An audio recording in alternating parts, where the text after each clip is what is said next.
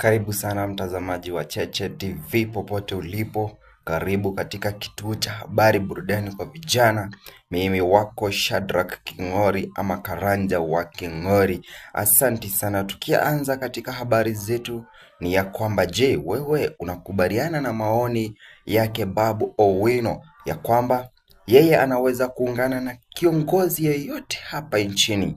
Babu Owino aliongea hivyo alipokuwa akiongea na chumba kimoja cha habari akimtetea aliyekuwa naibu wa rais Rigathi wa Gachagua na kusema yeye anafaa kupewa haki zake na pia ana uhuru wa kufanya analolifanya kwa sababu Kenya ya demokrasia na kila mtu ana uhuru wa kufanya kilicho chake. Na ni kipi kilifanyika ambacho kilifanya naibu wa rais kufukuzwa katika uongozi na walipokuwa wakikampenia ili kupata serikali na William Samoei Ruto walikuwa kwa pamoja na urafiki wa pamoja?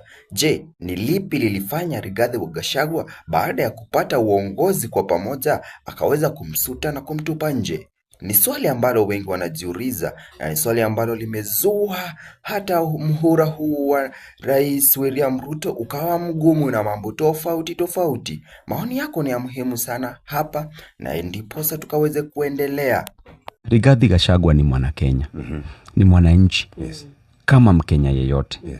Kila mtu ako na strengths zake na kila mtu ako na weaknesses zake.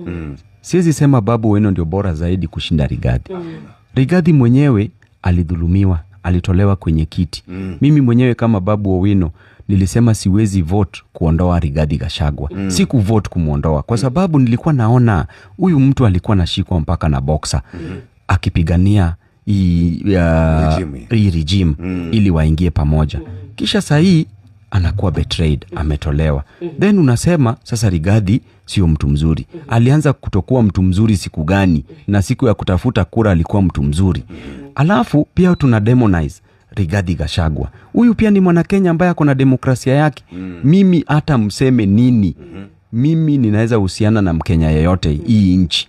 Baba Raila Amolo Odinga alishikana na Moi ambaye alimnyanyasa. Alishikana na Kibaki, alishikana na Uhuru, ameshikana na Ruto. Hii maisha, make it simple. So hii maneno ya huyu amefanya nini? Rigathi hakusimama na Raila. Wakenya wenye walikuwa nauliwa Rigathi hakuwaua. Compensation ipeanwe, tuachane na siasa ya kuita huyu na huyu mara huyu amekuaje, kila mtu akae kivyake.